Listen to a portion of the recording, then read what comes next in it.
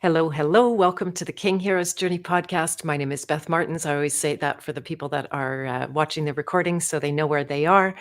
And I am the host, and I'm here with Mike Winner. Oh, give me a second. Oh, there we go. Sorry, I just pulled a boner there. Can you hear an echo, Mike? No, you sound great to me. How do I sound? Oh, it's a double. Got it. Okay, yeah, you're sounding really good. That's awesome. Yeah, sorry for that confusion. Had multiple windows open. Going live is always fun, Beth. Yeah, exactly. Yeah, I'm thinking of a bear always has some thing going in the background. There's always some. Well, the echo is how we know we're live. Exactly. I was enjoying your just you and him on the stream the last time, and you were there with him in the lab, and that was really nice to see you guys in person together. Yeah, I'll give Bear some shout outs on the stream today because I was just on a live last night with Alex Zek and from the Way Forward and Eurasimos Stylianasis he's got an amazing podcast with Joel Rafidi. Have you been on with them before? Here for the Truth? Yes, I have. Yeah, and I've Yeah. had them on as well. Yeah. Yeah, and we were talking about kind of coming into our maturity as men and having mentors. And yeah, I'm fortunate to have Barre Lando as one of my mentors and my father as well. But shout out to Bear because I'm quite lucky to have him in my life and be able to work with him every day. So it's always fun when it's just he and I on the cast together because that's sort of how we started. And it's yeah, it's just it's a fun to just kind of he and I rap back and forth on that. So I'm glad you're able to catch that one. Yes, very good. And so I'm just trying to get Rockfin going. Interestingly, it's not responding yet, but I'm still going to share a link here for anyone that would like that. We're also live on Rumble and X and Fake or False Book. I like False Book. That's nice. I could switch that up. And my new YouTube channel as well. Everything gets uploaded to my podcast after the fact. And there we go. Finally, Rockfin is cluing in. And there's some people waiting over there. So awesome. All right. And there's Lamb Chop in the chat. Welcome to the stream. I'm glad you're here. So do you want to talk just about I was asking you about how many channels you guys are on. It seems like every time I listen, there's a new edition and something I haven't even heard of. But if you want to just let people know about your Alfa Cast. Yeah. So, like you, we try to distribute out to as many channels as we can. We go live every Thursday at 10 a.m. Pacific time and record it as a podcast. I love going live because it kind of grounds the chat in the real, in the present moment, and makes it just seems more real and humanistic across the ethers of the internet. So, we stream, we have been on LooshTube, or as Bear affectionately calls it, DoucheTube.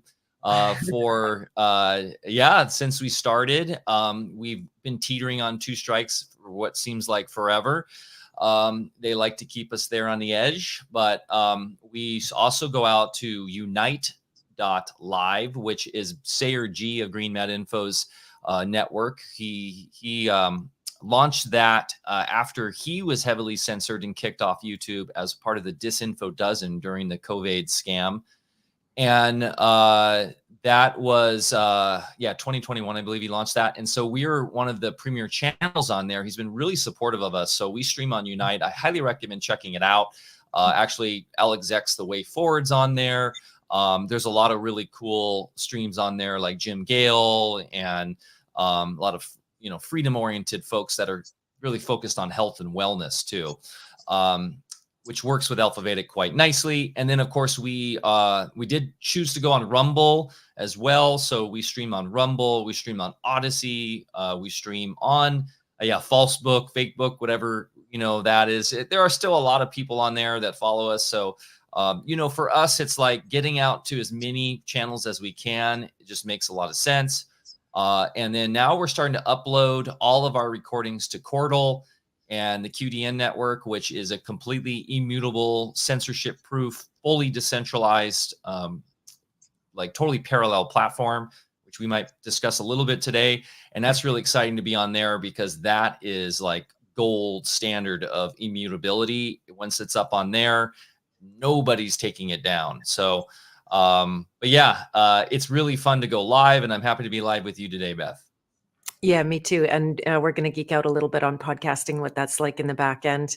I'm actually going to be doing an interview not until June, but with Rose and Crow, not Crow so far, although he could be part of that conversation if I get around to inviting him, and just talking about the whole nature of media and how the alternative media was born. And so maybe we can get into a little bit of that as well, and what that's like behind the scenes, in the world that people don't see, what goes into a live thing. It seems like you can just show up and hit the buttons, and it's just not like that.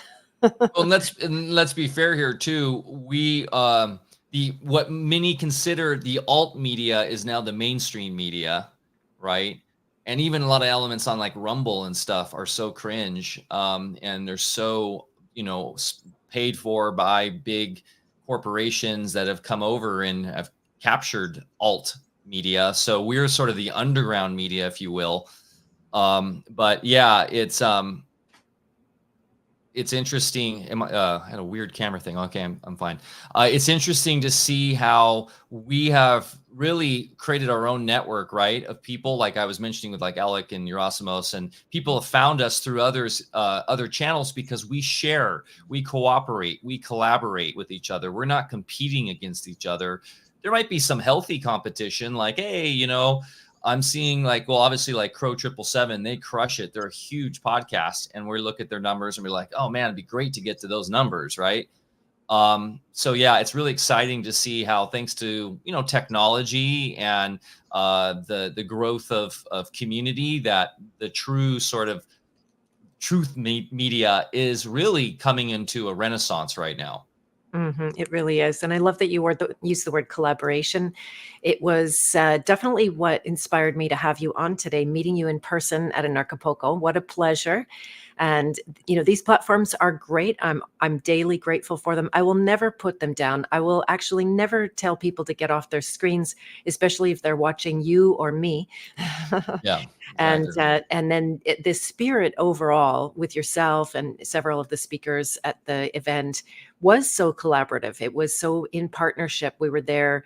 The feelings of mutual support way outweighed any kind of professional jealousy or things that can easily come up in those arenas. So it was great to meet you in person and give you a hug and feel your vibe even more so.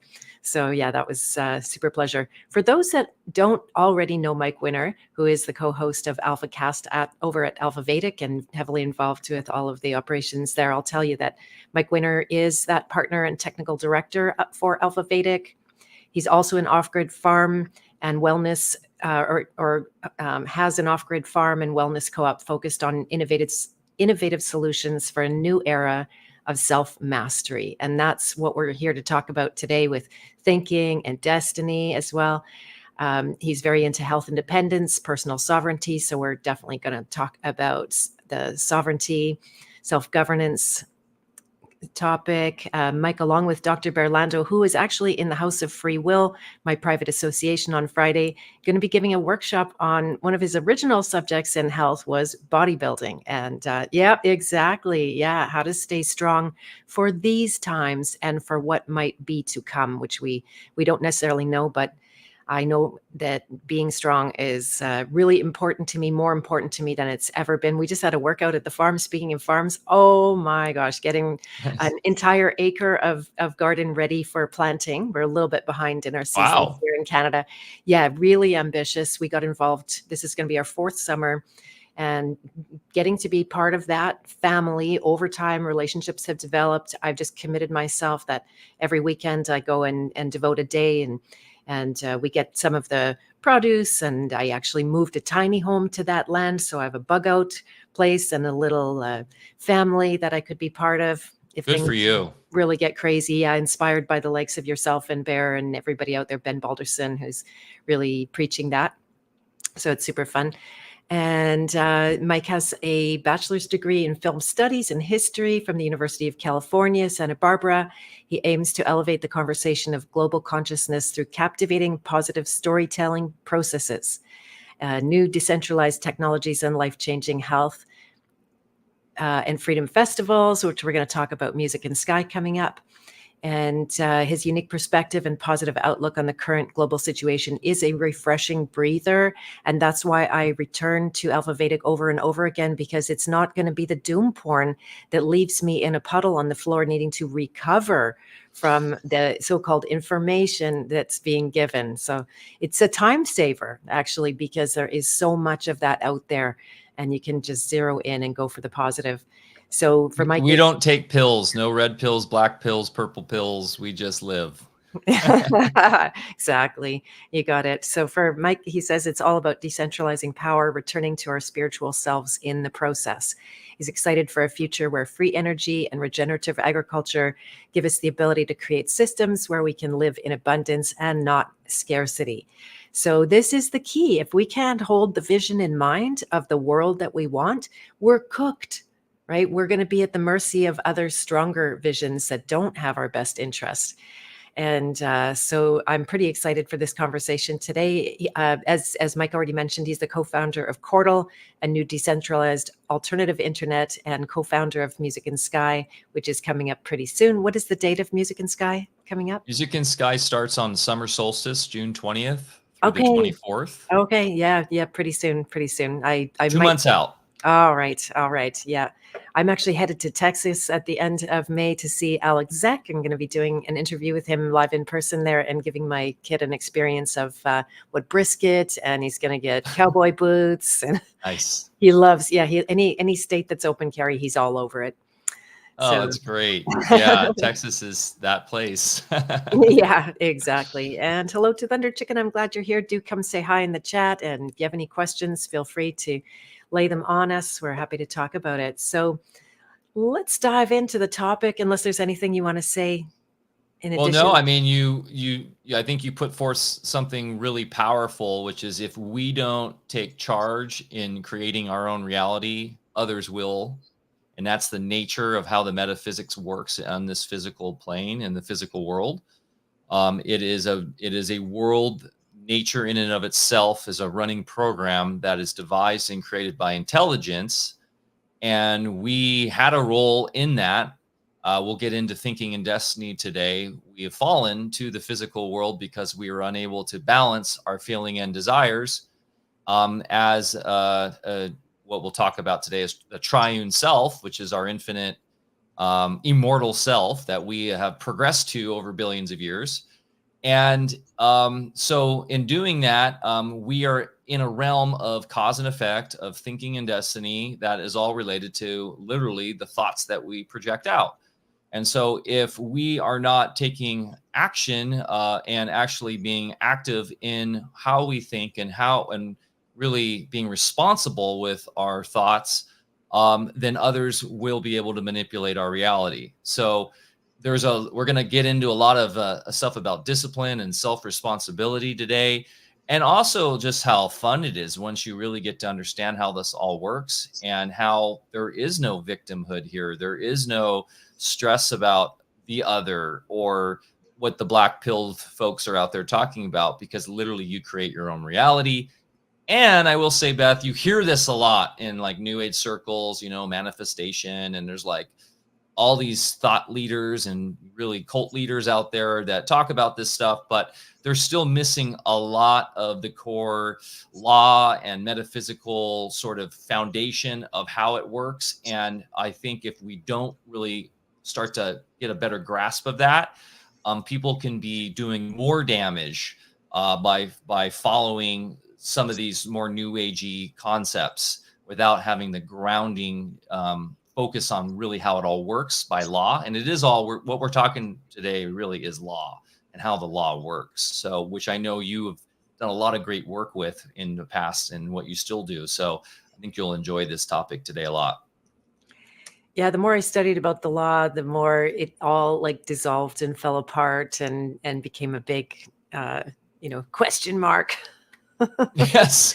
Yeah. So yeah, I'm curious to see where you've landed in this current day, and thinking it's something that we do practically all day long in every waking moment of our life, and yet we know so little about it.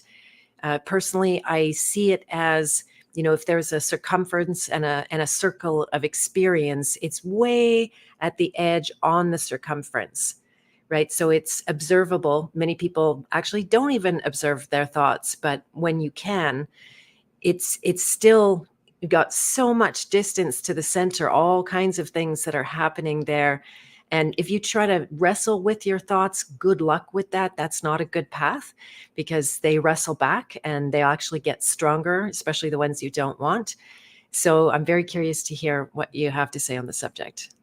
Where would you like to Especially begin? as we get into the idea of what thoughts actually are, and they're actually living beings. So what we're going to talk about today is the foundation comes from this amazing book that actually some anonymous person sent to me a few years back. Not the physical book, but told me about it and said, "This, we feel like you are ready to know about Harold Baldwin Percival and the great thinker that he was. And please look into this book." So this book is called Thinking and Destiny by H.W. Percival.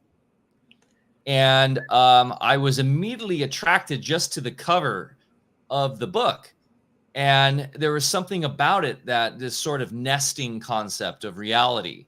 And we sort of see the cross in there. We see nested spheres. We see the flat plane. We see a lot of really interesting concepts. But for me, it was this sort of idea of reality nested in smaller and smaller versions of itself, this fractal idea that was really interesting. So, but then the title, Thinking and Destiny, I've been wrestling with this very notion about what destiny is and how cause and effect works, how we manifest, all that for a long, long, long time, since I was a little kid. And so immediately I was drawn to this. And so I went on Amazon, of all places. I was like, unfortunately, I should have really bought it from their website.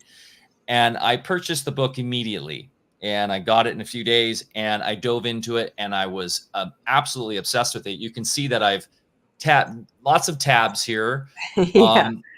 This book is extremely rich. If you are a seeker of truth and have studied, for me, I've gone down a lot of different pathways of seeking this truth over the years. And I'd really found a lot with Walter Russell, who we talk about a lot on Alfa Vedic, that Barrett introduced me to about 15 years ago, and have been, reading Rudolf Steiner and a lot of the new thinking pioneers that came about in the 20th century, like Neville Goddard and Wallace B. Wattles and these sort of characters. And I feel like with Percival, he really lays out how the law of the entire reality works. Walter Russell is very much in parallel and works with him well, laying out sort of the physics of the physical world and how they work. And Percival, what I love about him is he goes all the way to the root.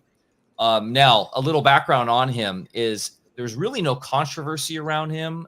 From the research I've done on him, he lived a very peaceful life. His main goal in life was to find the truth. He dedicated his entire life basically to this book.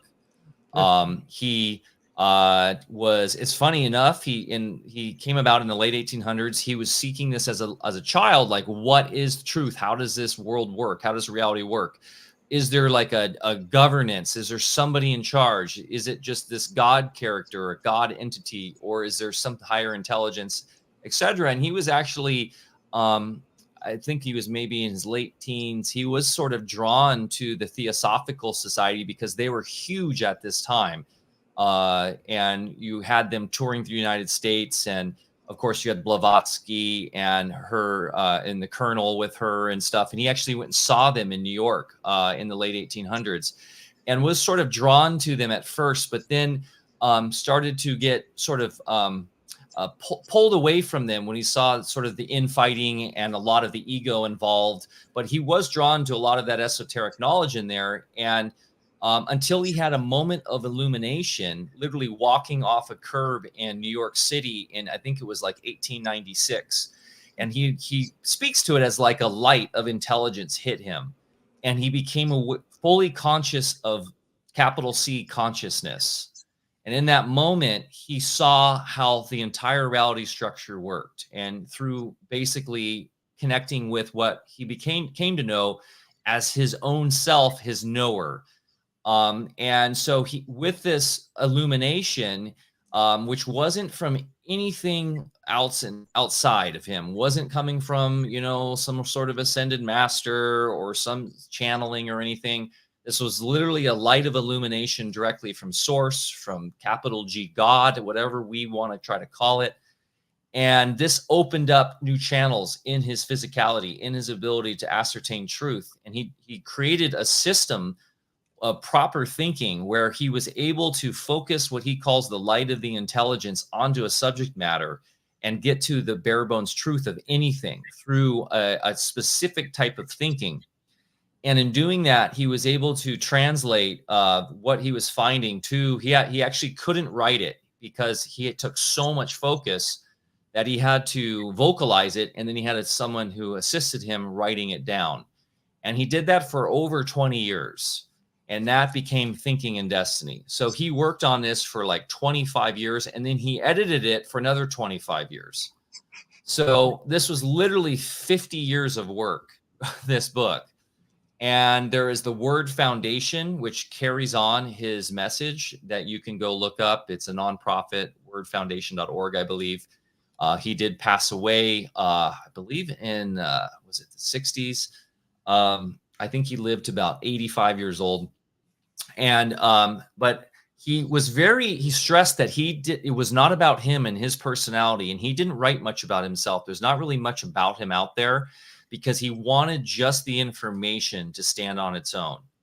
And he stresses that. So, Thinking in Destiny is really fascinating because he literally breaks down the entire reality structure of how reality works, where we are, who we are, what is going on here with our life and why we're here. All the most important questions that philosophy and science and religion have strived to answer over the eons. And I think he really nails it in a lot of ways. Now, he was coming from a frame of reference of the turn of the 19th century. Some of his terms he uses are, obviously not in the parlance of our times now. They were, made sense for back then.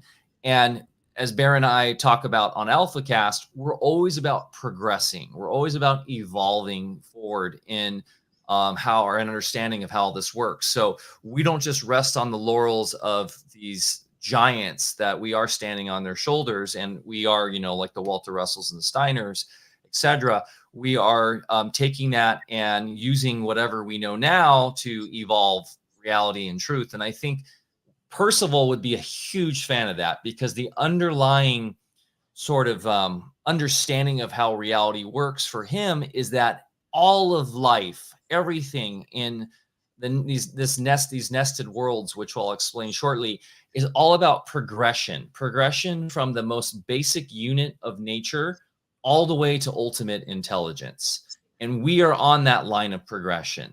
And this isn't Darwinian evolution.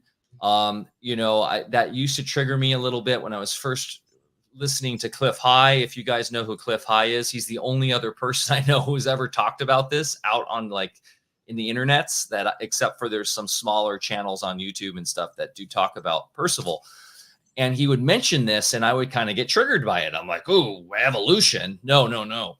But when you come to understand what Percival's explaining, it makes a lot of sense. And it's about the progression from the tiniest nature units, he calls them, which are the small sparks of reality that are nature-based, are moving towards more progressively towards higher intelligence.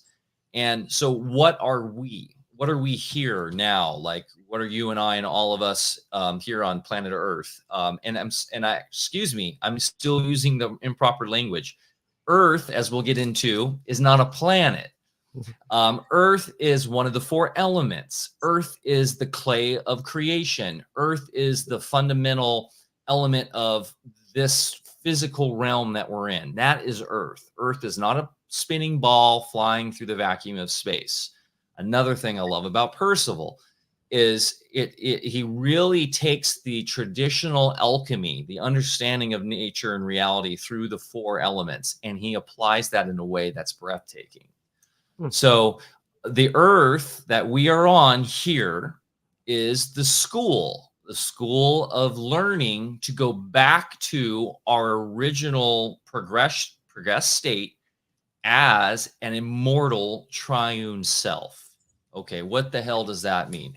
Well, what he found through thinking is that the true state of us, of our current conscious state, is an immortal being called a triune self.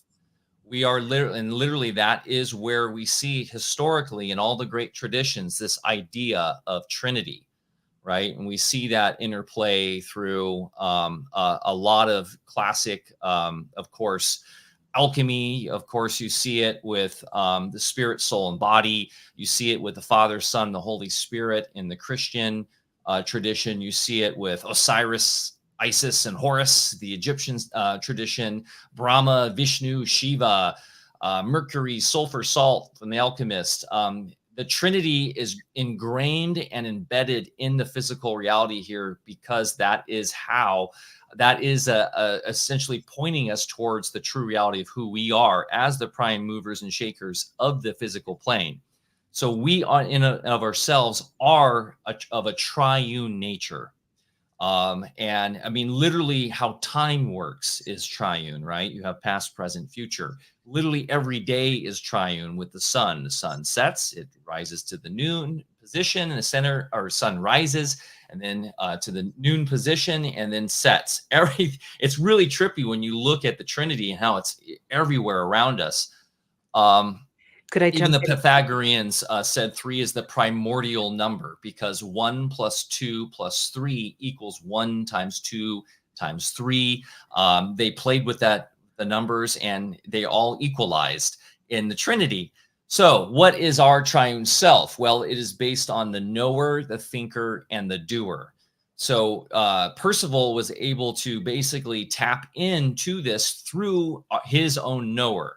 So the knower is basically what in the Christian parlance would be the Father, which was essentially represents our I-ness and our selfness. This is our infinite knower. That is what some would maybe say tapped into the Akashic, right? The knower knows all. Anything that's happened will happen and has happened. It is sort of our divine governor. Then you have our thinker. Our thinker is based in rightness, in reason. This is our law. This is our consciousness. This is our conscience. Our conscience. This is our divine law, giver and maker. And then we have the doer. The doer is the side of us that is based in feeling and desire. So the thinker would be sort of, I guess, the Holy Spirit. And then the doer is the Christ. The doer is the feeling and desire that is here to push forth the progression, the actual doing.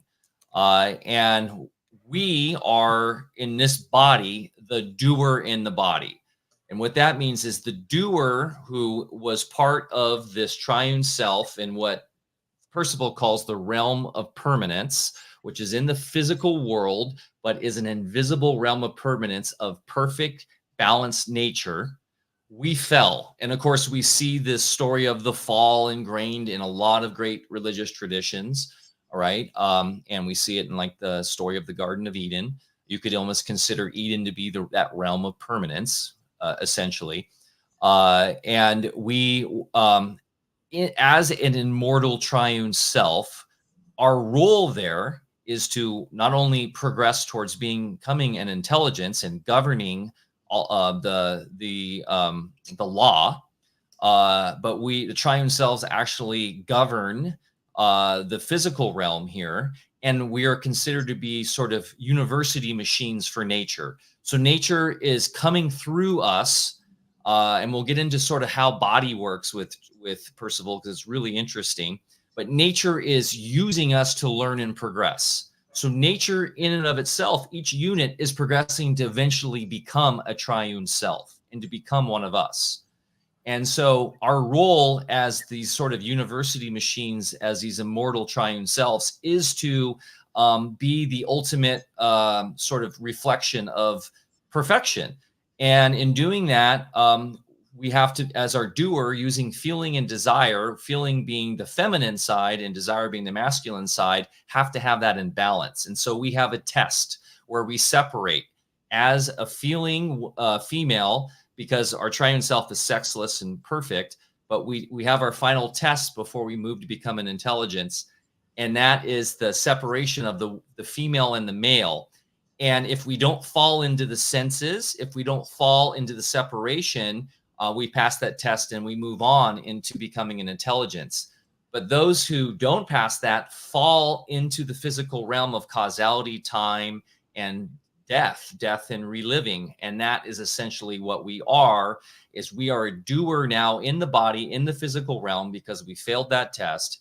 And we're now going through lifetimes of reliving as a doer, either as a female or male, to relearn how to balance the feeling and desire so that we can get back to being that perfect sexless triune self and actually move through the 4 phases back into that realm of permanence and then move on.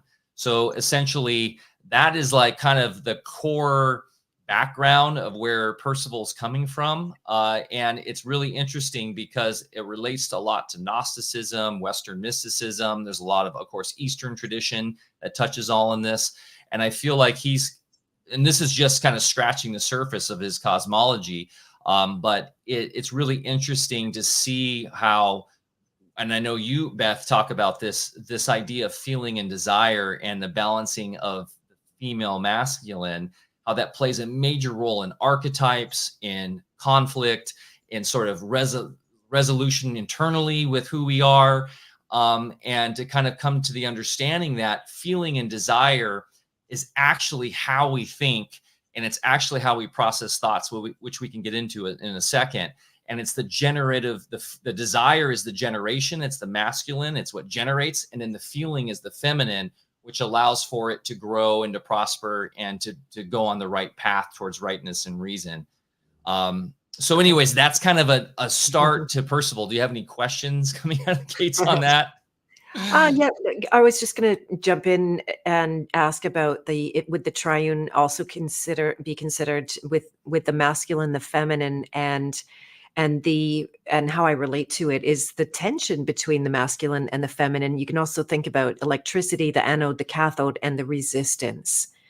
And so are those in the same category as the triunes, or is that a different subject? So no, so the doer, which is of the triune self, is which we are, the doer in the body, which is the acting side of our triune self in this reality, in the physical world, is made up of a polarity. And that polarity is the feeling and desire, the feminine and the masculine. So once we are able to overcome, as you're saying, that stress and that competition, and that once we're able to unify that, then that is part of the sort of maturation and progression back into being a sexless, perfect triune self, where we are in complete balance between the masculine and the feminine. Right. Okay. And then sexless, it's such a flag these days because they're trying to do that exact thing to, become this Baphomet or the Androgynous. Androgynous. But that's something very different. I imagine you're well aware of that. Do you want to talk about that? So we must remember that the occulted black magicians, the left-hand path sort of occultists, understand all of this. And what they do is they try to manipulate this information in the physical realm to control because, okay, so they are unable to balance their feeling and desire. They are unable to move on past this realm because they've sold themselves out to an entirely new, different agenda. And so what they're trying to do is hack the physical reality by manipulating these concepts and forcing them upon the population. And it's a total joke because they're still a slave to nature and a slave to their own senses. And what's beautiful about Percival is he explains that the whole process of proper thinking is this is really crucial to Percival. Feeling and desire is because it's an aspect of the doer, right, which is originally part of this triune self that is immortal, is not part of nature, is not one of the senses. So feeling is not a sense, is not a sense related to nature, is not on the nature side. Feeling is in the intelligent side, and that is directly related to our immortal self that is outside and impervious to nature, which is actually transcendent of the physical world. So this is a really important concept that really separates Percival from like Eastern Vedanta tradition. And you know this from being in the East, from your times in India. There is a misunderstanding of our nature with this idea that we are a slave to the senses, including our feeling and emotions, and that we have to separate and find through breath work and yoga, we have to find like this sort of empty, non-thinking, sort of transcendent state of nothingness, right? Where we deny our feeling. We're not supposed to deny our feeling. Our feeling is literally us, right?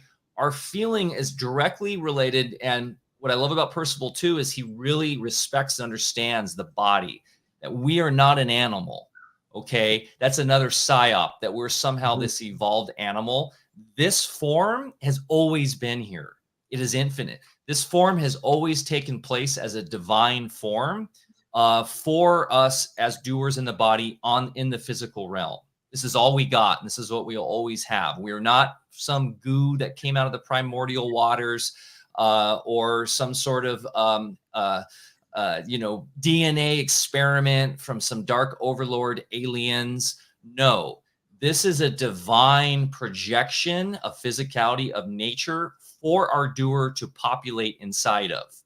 That is part of the simulation, this divine simulation. So what's really cool is that, he kind of counterbalances all of this new age woo-woo stuff that comes from the East. Some would call like the Luciferian deception of this like pure light and love.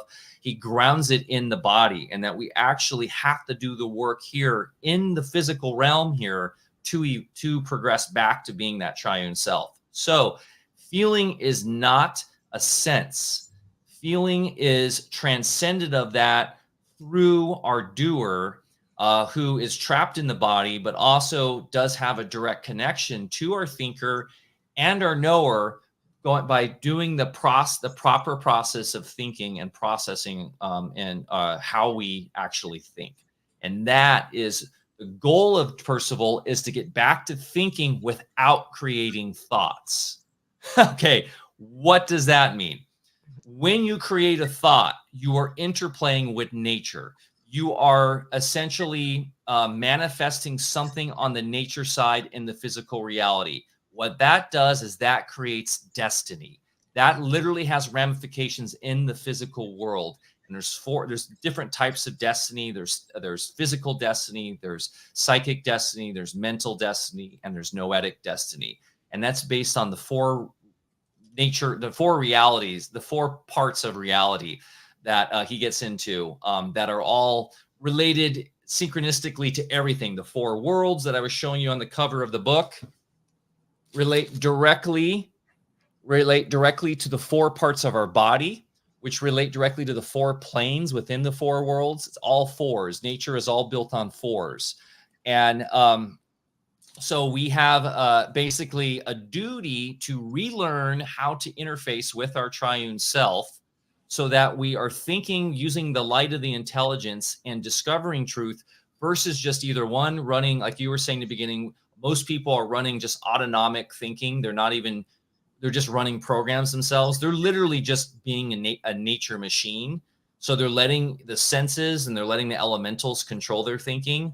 And they're just sort of running on automatic pilot, which is fine. Like, our body has an autonomic system, as an autonomic nervous system for that purpose, so that we can do things without having to consciously think of all the little things we have to do, of course.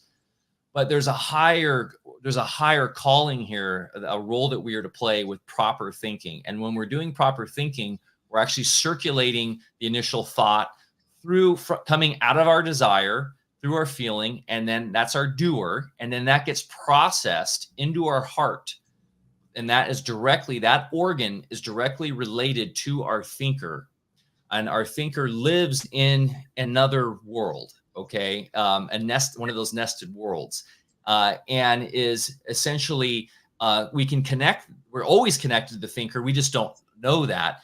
But that thinker, once again, is ruled by rightness and reason. And so rightness is directly interplaying through our heart, which is the most important organ in our body. And so when we're always processing our thoughts, if we can get up into rightness, which is our conscience, that is, if we can learn how to properly interface with that, and then reason, which is through our lungs, then we can start circulating thinking up to our knower. So once we ground it in what we know is right, and then to our knower, which is our infinite knowing self, our I-ness and our selfness, then we can essentially shine the light of the intelligence, which is sort of what some would call the ether. It's not, though. It's really the all-knowing. It's sort of how the intelligent side sends information. Then we can actually do proper thinking and know things that, like Plato and the great illuminaries, that kind of sometimes did. Otherwise, what we're doing is we're creating thoughts that basically get emitted and out as living entities that create destiny. And that basically is a whole, we can get into how that works, but that's how events are created in the physical world. That's how literally this microphone that I'm talking to is created. That's how all accidents, all wealth, everything that happens in this world is done by projecting a thought. And the thought actually takes nature and it basically creates a living entity thing. And then that gets emitted out of us. And that essentially then is now in the physical world. And that will be in the physical world as destiny until we balance it. So we have a responsibility knowing that every time we initiate a thought, we have now emitted something that will create in this world destiny for us and others around us. And so there's a responsibility with understanding how this works, because that's literally how all of reality works, is through the fallen doers in the body, us creating thoughts. Wow, you said a lot there. Yeah, like I said, this is really deep stuff and how he lays it out. And it's hard to like even scratch the surface, because he has a whole lexicon of language that he has to apply to all of this he discovered through, once again, taking that light of intelligence and beaming it on the subject matter to understand how this works. And so with Percival, it's kind of an animated reality. It's kind of like animism, like what, indigenous culture, how indigenous cultures see reality on the physical plane. Everything's alive. So this microphone is actually alive. It's made up of nature units that are running a program that are being basically told what to do by someone's thought projection. And that's why it's there. And of course, the underlying physics of that, as Walter Russell explains, is based on compression, decompression of light, the light of the intelligence. And so we are loaning that light of intelligence every time we send out a thought. So there is a bit of the intelligence side interfacing with nature, which are just programs running. Nature is just running programs. They don't have any intelligence. Nature has no intelligence. It's literally just running the programs that have been developed and created by the intelligence in triune cells in this plane, but everything's alive, right? So this glass is made up of nature units that are alive, that has created by a thought that was initiated. Wow. And so that's a new concept for me, the thought as a living entity. And I'm glad I've progressed, if I use your word, to the place of not being in word jail anymore. And Yes. And then not putting you in word jail also, because I know that there's a variety of different meanings that are imbued to it. But when you talk about a thought having a life, would you say of its own, or it's your life that you have separated from? So there's a law that runs everything in reality. And that law is a master of all the physical plane, the physical world that we're in. Everything existing on the physical plane is an exteriorization of a thought, which must be balanced through the one who issued the thought and in accordance with that one's responsibility at the conjunction of time, condition, and place.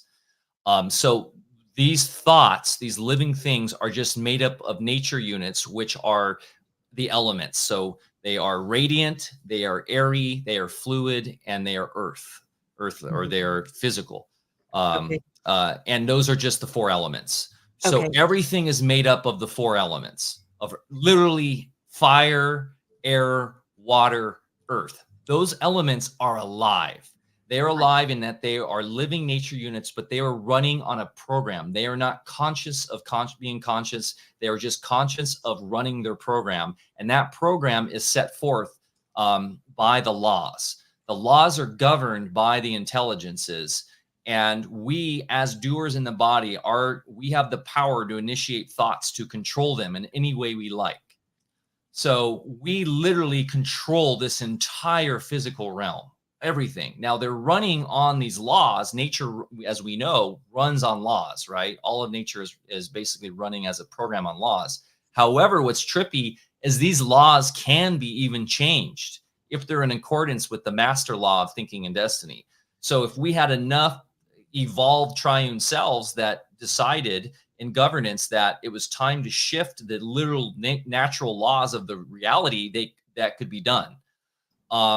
So which is really interesting to think of. But in to answer your question, they are alive in that they are literally just, once again, loaning a bit of the light of the intelligence, which comes from our knower. That every time that we are thinking, we are, through our pineal gland and our pituitary gland, if we do it right and we work that thinking up the right channels through our body, we can tap in and get loaned out our own light of the intelligence, which comes from the noetic plane, from our noetic atmosphere. And then that is pure intelligence on the intelligence side. That is loaned to the nature as we send out the thought to the external world. And then now it's running as that program that we initiated. Now we can take it back in and we can adjust it. We can take it back, that thought back in. We can adjust it. We can fix it as we go through our own rightness and reason, realize, wow, that was a nasty thought. And that's part of balancing it. So when we say which must be balanced through the one who issued the thought, that relates directly to the law of basically of our own conscience. And until we balance it, that thought will create destiny for lifetimes if need be. And so we have community, we have group destiny from group thought, from group thinking. Like there is destiny of nations. You've heard of this in the past, like literally like the United States has a group destiny that is overall created by the majority of thinkers, of doers in the United States.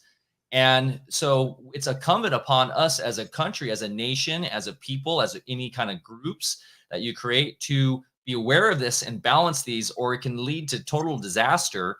Percival preceded Jung and a lot of these thinkers, but he literally is talking about in his sort of cosmology, this idea of egregores and this idea of archetypes. How archetypes come out of the life world and how these egregores out of the form world are living things. Like an egregore is a living thought form and we can feed them. He doesn't call them egregores. He calls them lowercase gods.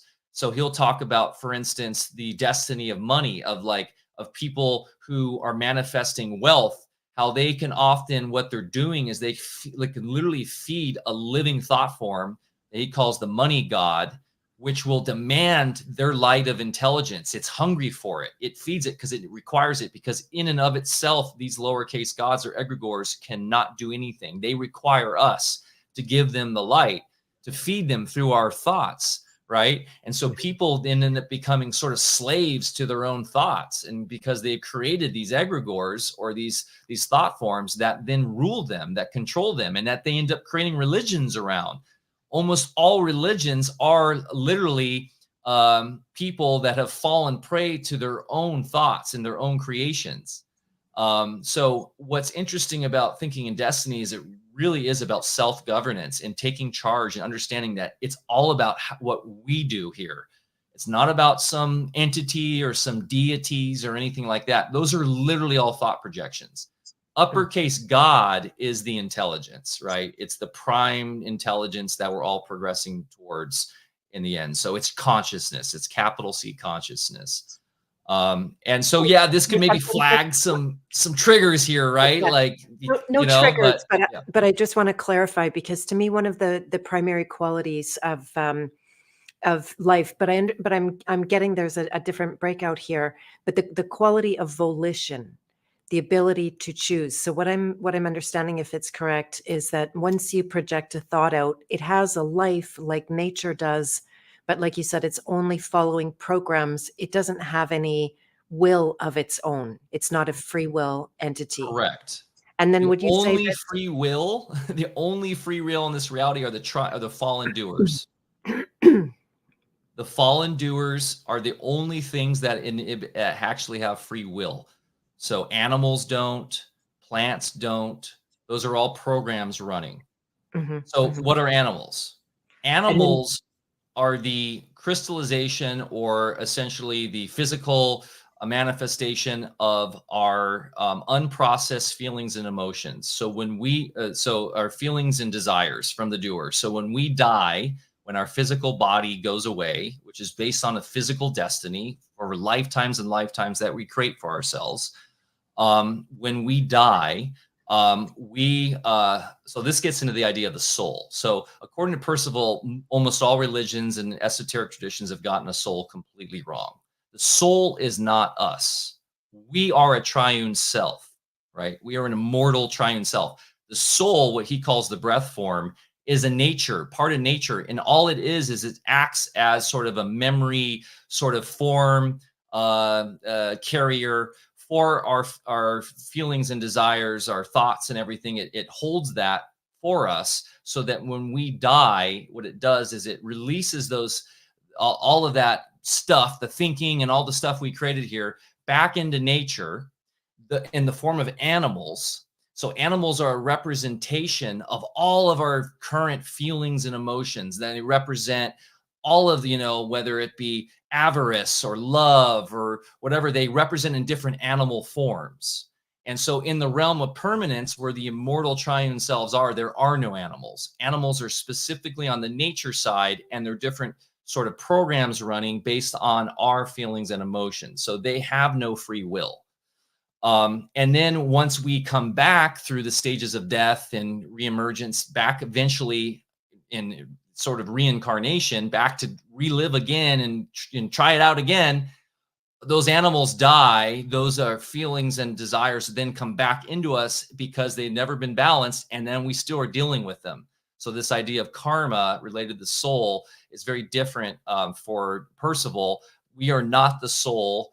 The soul is specifically a nature, an aspect of a nature unit that is called a breath form, that is progressing to eventually become a triune self itself, but it's on the nature side of it. So it is not inherently intelligent. It has no free will. It's literally just a function of nature to store our feelings and emotions and our feelings and desires. So, but it's infinite. It doesn't die. It can't be destroyed. So in that sense, a soul is immortal, but it's on the nature side. It has no free will. It's not us. We are a triune self. That is us.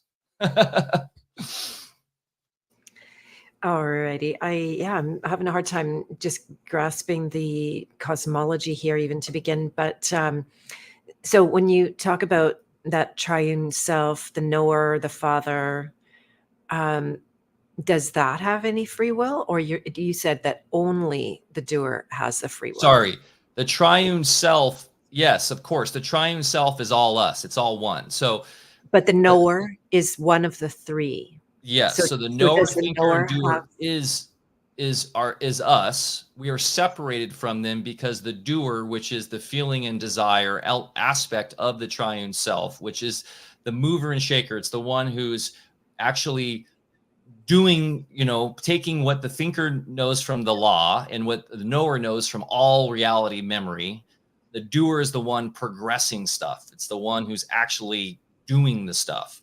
In order to do that, all of the doing is done through desire, right? That's the sort of the masculine manifesting side, and then the feeling, which is the feminine birthing side, which is how everything is birthed into reality of doing, of actually doing everything, pushing everything forward in progression, right? So that's actually the doers, like the Christ, right? Is the actual doing the work, right? You got to do the work. You can't just be out thinking about stuff, and you can't just know stuff, right? You have to actually go do the work. So the doer is really important, of course.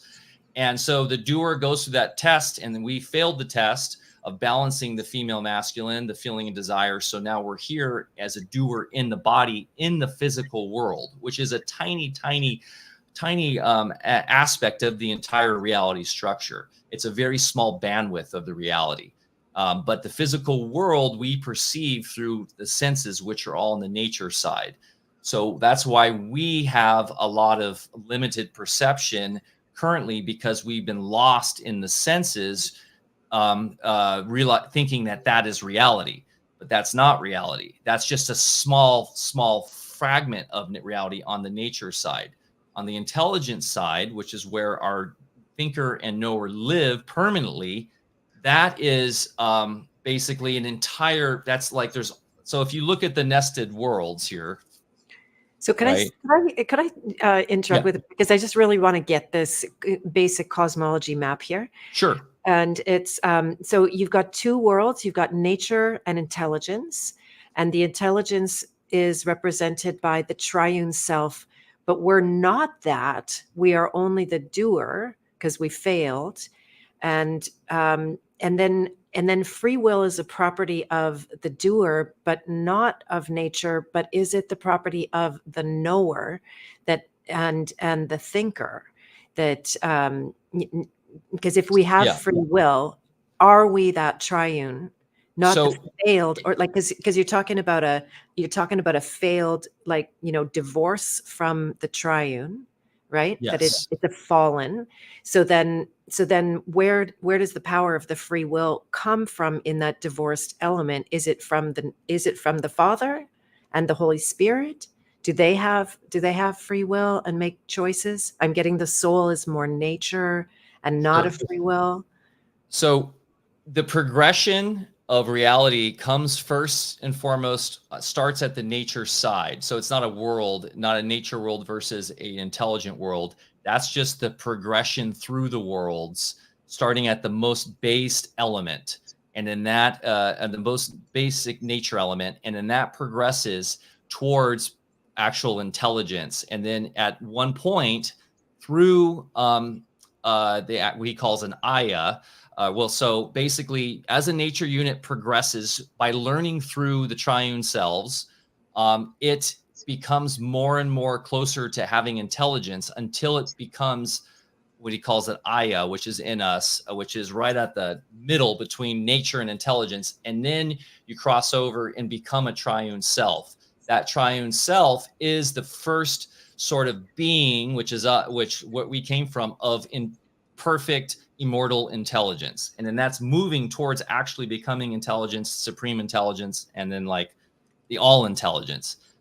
So that triune self is the representation of the Father, the Son, the Holy Spirit. That is us, right? So that is all intelligence has free will.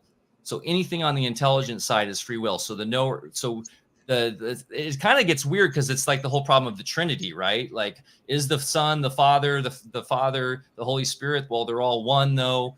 Similar concept. We're all one. It's just that we have forgotten that because we are in the body, separated through the senses, because we've fallen in there. But we are still connected, and we can connect to the thinker and the knower at any time through proper understanding who we are. And we can transcend the physical world, because the physical world is actually overlaid by these other worlds, the form world, the life world, and the light world, that we can interconnect through our body. But to answer your question there on sort of where the free will comes from, the free will is on the intelligent side, which is the side we're on. We just have the doer portion of us that is fallen. And so our consciousness in this physical realm is that of the doer mind in the doer in the body. But our overall self, who we are, is a triune self. And we can reconnect to that and see through our own triune eye, our own triune being by proper thinking. And that's what Percival did to basically come up with all this. And he's had great, basically explains that's how people like Plato, people like in the past, like Goethe, and all these great thinkers came up with fundamental ideas of reality. They didn't read that in a book. They didn't have that given to them. They were able to use the light of intelligence to ascertain true truth, right? That is not based on the senses, but is transcendent truth, just like how Walter Russell did as well. That transcendent truth comes from their knower, comes from their thinker that is in these higher realms that transcend the physical world that we are in the senses. That being said, this physical world is extremely important because it is the testing ground. It is the classroom, if you will, for us to be able to relearn who we are and to get back in touch with how we balance our feeling and desire so that we can then properly govern our thinking so that we can get back in touch with the intelligence and our thinker and knower and get out of running through these natural programs that just basically rely on the senses, which are stuck in just the nature side, right? So our sight, our hearing, our tasting, and our smelling are all the four senses that are just interplaying with the physical nature side and are just, so they're not part of the intelligent side, but they play an important role because that's how we interface with the physical realm, which is the classroom that we need to be in. Okay, that makes more sense. Yeah. Really, what's great about Percival is he has like graphics that he has. So it's really, he has a whole entire back of his book where he shows how everything is nested here.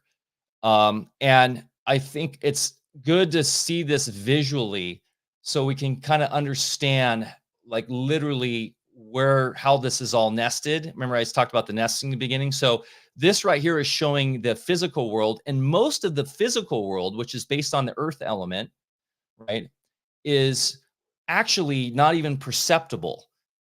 We don't see it. Where we're living is, let's see, I can do this, right? That little circle down there on the bottom plane of that little circle, in the reality structure of just the physical. And so we have these different planes here, the light plane, the life plane, the form plane, and then the physical plane. We are in the physical world in the physical plane, which is the how the elements are, basically we have the four elements, and those are the physical, on the physical side of those elements, on the solid state. So it's the solid state of the earth element, and then the solid state of the water element, the solid state of the airy element, and the solid state of the radiant element or the fire element. And so in understanding that, we have such a limited bandwidth of perception. If we rely on our senses, we are missing out on all of this other reality that is here. And that is just here. So we're going up another level of the nesting. That physical is just here of the other nesting of the life world, the light world, and of the four worlds here of the earth. So it's kind of mind blowing to think that, like, wow, we are so limiting ourselves by just trusting, for instance, in science and thinking that science is getting it all because of their ability to see the physical, supposed particles and everything. That is such a limited scope of the already limited scope of what reality is. And so this really opens up a massive, like, wow moment for me is like, wow, we have so much more we can expand into. So for instance, like the astral realm, right? Which is where we interface with like people that have gone out of body and things like that. That is still very limited. That's still on the in the physical world, on just one plane up on the physical world.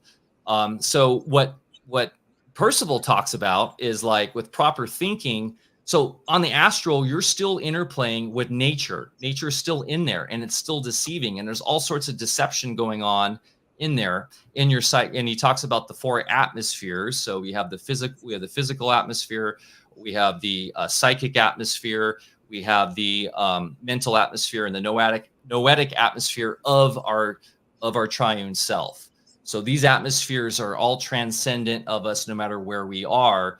And so in the psychic atmosphere, we are being played by our feelings and desires, because that's where our doer lives. In the mental atmosphere is where our thinker is, where rightness and reason is. And then the noetic atmosphere is where our knower is, where I-ness and selfness is. And so when people are playing in the astral realm and are doing spiritism and all of that, and they think they're seeing reality, they're actually being played by their own feelings and desires. They're being manipulated and controlled by other people's thinking and thought forms out there in the world, and they're not finding reality. They're finding, basically, they're once again still being tricked by nature and being tricked by essentially psychic destiny of others' thinking. And so Percival is really interesting because he was very much against the whole spiritism movement of his time in the late 19th century and like the seances and all that. He was warning that that was mostly trickery by the person doing the seance themselves, and that is not how you get to reality. And I think he actually would have been critical of Steiner for that point, and saying that Steiner might have even been sort of tricking himself through a lot of psychic stuff, and that the real way to find reality is through proper thinking, once again, and getting in touch with your thinker. And it's literally just through thinking. It's not through like sort of woo-woo astral projection.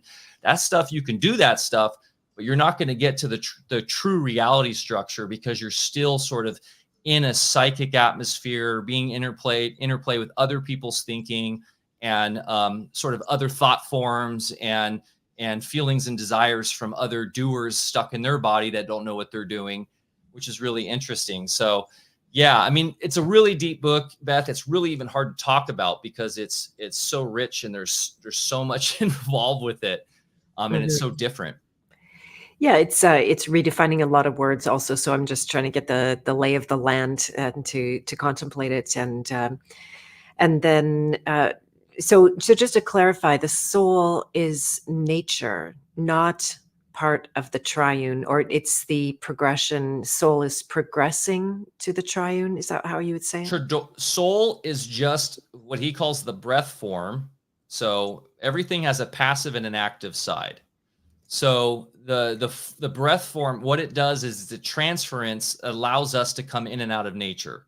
So the soul just allows for the doer in the body of the triune self to go through basically coming back into a physical body and then leaving, and it acts as sort of a nature function to allow for reincarnation and to allow for us to re-embody and all that. So it literally, what it does is it allows for the form to develop based on previous lives and previous thinking, which is our physical destiny, literally like what we look like if we come in like where we've got some sort of malady, or we have, some sort of retardation or physical issues, or our beauty, and all of that comes from previous thinking and action and that's all part of our physical destiny.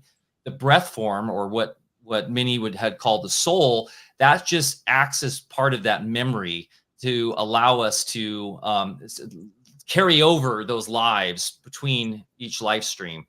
That's the form. And then the breath is the active side. So it's he calls it a breath form. The breath is the active that actually allows us to engage with our intelligent side. So that is the active side that is allowing us to interface with these other worlds and our triune self as we move through our life. So, into nature, it allows us to sort of kind of cross over into nature from the triune self world that they're in. So, but it does not, it is not in and of ourself. So in other words, when we die, it's not like we are that soul that then goes to heaven or hell, or which is interesting because he talks about in the afterlife states there is a heaven and there is a hell. There's 12 stages of the afterlife, and part of that is going through two versions of hell. You go through a psychic hell and you go through a mental hell. And it's all about this cleansing of your destiny, of all your thinking and everything you did in your life, to cleanse you back, to get out of all that stuff you did. And then you actually go through, everybody goes and lives in their own heaven. It's an idealistic form of your heaven based on what your idea of heaven is at that time and your sort of progression of that doer. And there's no time there. It's infinite. You live in like basically like a place that you would as your ideal. There's no conflict. It's funny, there's no sex. It's just like perfect love and harmony. It's just like the idealistic state that you're in.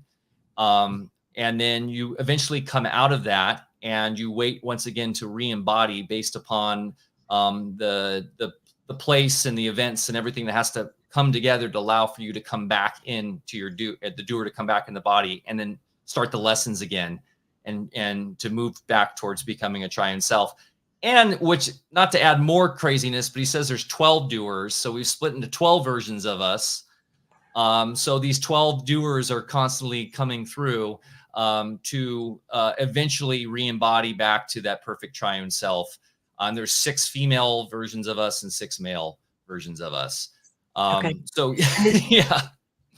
And then re-embodying to that self, is it really just remembering the body that already is? Like, yeah, I mean, well, and keep in mind, it's all based on the thinking and destiny. So it's all based on what we've done as this infinite doer that's trapped in the body, what we're doing life by lifetime. mhm, So that's what's so important, is we have a responsibility. We don't escape it. When we die, we don't escape. That's part of got the it. function of the breath form of the I'm very soul, clear, is very it clear keeps the about that. memory. So we go through this whole cleansing and purity process, and we go back to stasis, essentially waiting to come back in, because until we meet the test and here in this body, then harmonize feeling and desire. There's a whole process, and towards the end of the book, that goes into this, and it's really trippy because it essentially, I think, relates to what a lot of traditions talked about, ascension and stuff. Well, he essentially explains how all of that works, and he calls it by living the way, what the Christ talks about, the fourfold way. And it's living in a total moral, upstanding life where you are essentially you balance all of your past thoughts through your conscious heart, through your rightness and reason of your law, of your own eternal law, which is your thinker. And then upon doing that, your body starts to physiologically change, believe it or not. So you will actually change your body, will start to physiologically, your nervous system and everything, your organs and everything change physically here. And then you start a path towards reemerging as a perfect sexless body down through the inner earth. So he actually talks about how you end up going into the inner earth, and there's different levels of that. And then that is the path towards going back to the realm of permanence, which is it's really trippy stuff. And it gets into like all sorts of traditions around going into inner earth. And there's a lot of interesting stories about that. So, but yeah, it's, once again, it's heady, weird stuff. But what I love about it is, and we haven't even touched on it, is the science of thinking and destiny, and which is the idea that with every thought that you put out into the outside, that is its own thing, that will essentially require to be balanced until that has to be balanced through rightness and reason, or it will continue to create destiny of all sorts. And that can be really quick, or that could be over lifetimes of having to balance. So it explains why it seems like sometimes evil people have great lives, or why what seems like good people die young, or why there's pain and misery, why there's war, why there's all of this, because there is a complexity to how sort of the cause and effect works over lifetimes of thinking and all the different destinies that are created. Right on. So I want to back up before we go forward, and just a couple of questions in the chat. Rough around the edges. Edge said just about ether, because you're naming 4 elements. Do you want to speak to Yes. that? Yeah, so the elements are in different states. So on the physical world, you have essentially everything is based on 3 dimensions in the physical world. We don't have multi dimensions, right? It's based on essentially depth, height, and width. And that is how everything works in this dimension. And that is based on everything being in all the 4 elementals being in a solid state. So you have solid, you have fluid solid, you have airy solid, and you have radiant solid states of the elements. And then those are attributed to literally like the octave waves of the elements of nature. So that's when you literally start talking about carbon and oxygen, hydrogen. Those are just different forms of octaves of those different states of solid, radiant solid, airy solid, etc. As you move into the different worlds, then you go into that interface that are all nested and connected. They're connected through sort of different vibratory versions of the 4 elements. So then you go into just the solid version, or just then you would have the radiant as the very top level. You would have like the fluid, and so all I'm saying here is that it's different sort of octaves and different vibrations of the 4 elements are what we think are the ether. So and so there's all different qualitative aspects to this transmitting utility of reality based on what sort of vibration the specific element is at. So it's not, this is all according to Percival. So we don't have a 5th element. We have the light of intelligence, which is not the medium. That is the pure light. That is the sort of where intelligence comes from. That is the mind, if you will. That is the mind that Walter Russell talks about that drives all reality, the light of intelligence. The transmitting utility of the ether is just different vibratory versions of the different 4 elements and how they and how they create the matrix of reality all around us. So like the different versions, the qualitative version, the vibration of, let's say, a radiant, airy nature element of that element is creating a soup around us that helps transmit the light of intelligence everywhere. So it's not specifically ether. The ether is once again sort of he would say a reductionist viewpoint of how reality works. We can't reduce it just to a single ether. The transmitting utility of reality is actually just different versions and forms of the different 4 elements and how in the state that they're currently in. Yeah, that's a good answer. I like that. And one of the things that I discovered when I was fighting for my life with cancer, I had to lay down a lot and very inward turning. It was the incredible complexity, immense, almost unfathomable complexity of the inner life.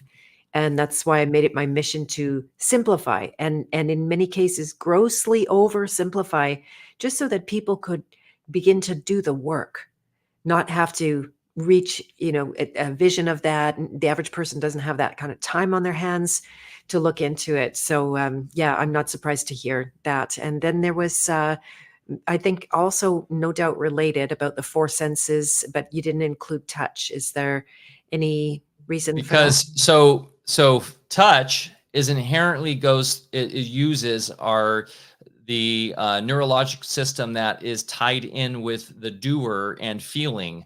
So most of the time, which is interesting. So yeah, this tripped me out big time. I'm like, what about touch? Well, touch is directly related to the nervous system of feeling. And so when we're touching things, we're actually interrelated outside of nature because we are interfacing with the neurology of the doer and not through the 4 senses that are relating specifically to nature units. So he talks about how there's the autonomous neurological side of us that is all just based on the 4 senses. And then there's the actual, what's he call it? The neurological system that is specifically tied into our infinite knowing intelligence side. And so that is not being within the nature side of the mirage of the senses. And I need to delve deeper into specifically touch versus feeling. But yeah, he would basically say when we're interfacing with reality, we're not, when think we're touching things and we're feeling things, that's actually the way our body's working, is that's communicating with our thinker and our knower and our doer in the psychic realm, and that's giving us that that input. But I would like to dive deeper into his understanding around touch and what he means by that, and that's a good question. Yeah, so it's fascinating. I always am, of course, filtering it through my own experience and the work that I put out and helping people to deprogram. And so you've put out the knower and maybe the doer being the feeler, not the feeling, but the feeler.